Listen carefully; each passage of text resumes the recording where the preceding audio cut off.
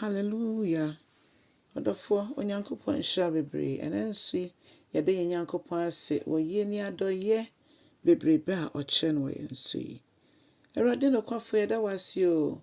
Se wasem emutumi na ama yenso yete se de etie.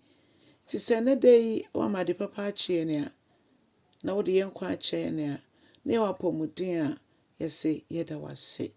Okokroko ye yiwa ye ye kamfo na ye tuntuno. Ewo Jesus Christ dimo. Ye bon mpa se nyame nkronkron be fa wakwan na church ye wasem wae na ye fa okase nkosoma. Ewo Jesus Christ dimo ye bon mpa ye. Hallelujah. Oda for me ma wakwa be ne ediba otiase senjumedi so. Na ye be fa yakinkan nsem so fi. Mmebusɛm timiɛnsa nkyekyɛmunum kosi nson. Mmebusɛm timiɛnsa nkyekyɛmunum kosi nson. Umainti Ewurade asɛm. Ɔse fa wura nyinaa hyɛ Ewurade mu. Na fa wakoma nyinaa ma no. Ɛmfa wo ho nto wa wonte aseɛ so. Nemom hwehwɛ Ewurade akwankyerɛ ɛwɔ nea woyɛ nyinaa mu. No ono obekyerɛ wo kwan asese wo fa so. Emma wankasa wonyansa enya wo se wode wo ho. Ana se wani ebeje wankasa wonyansa ho de wo ato so. Nemom so Ewurade na twe wo ho fi bɔne so nyinaa mu. Asɛm na anie. Odofo asɛm na anie. Ene anope isa de pa chiene a yeni obia yede ye ho to no so no asafo Ewurade. Nti yede yere nyina be hye ne mu. Sa papa yi oni ye hwammo.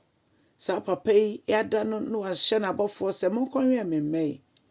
Empo nsu eto omani togu apapa ne abonefo nyina so gene die wo nyina ndio nsu no toma. Ewia bom obia osrame ene ne ka ho nyina enso ma ne nyina pie ma obiara. Se yedua niama ono anohwema ne nyina fifini yenye duane di. Sa nyame oye no kwafo ne yemoye ne nadoye nso edoso. Eno ti ade be ne yenhyehyɛ ato ho a yede ye ho ato so. Nyame asɛm kyerɛ ye ne se yemfam hyɛ Ewurade nsa na Ewurade ankasa nkyerɛkyerɛ ne yenye. Ene anamonto bebre wo ho yetu a na wie ye no yenu ye ho kɛse pa. Na yenim se yenyankopon ye no kwafo no enka etri. Nya ye bia emfa nhyɛ ne nsa. Na watwi meye sei fa hyɛ ne nsa. Bosume be meye sei fa hyɛ ne nsa. Bibi biara esi ye ni so bia adofo bo meye fa nhyɛ Ewurade nsa. No ankasa endane dane ye. If you say ono no se onim adwonkro odwene ye ho. Papa adwene na nya bone adwene. Eya adwene ama ye ni daso na ma ye daache papa. Ene nti odofo se ye wo se nyame a ehimbio ne ye bedwane ebekọ.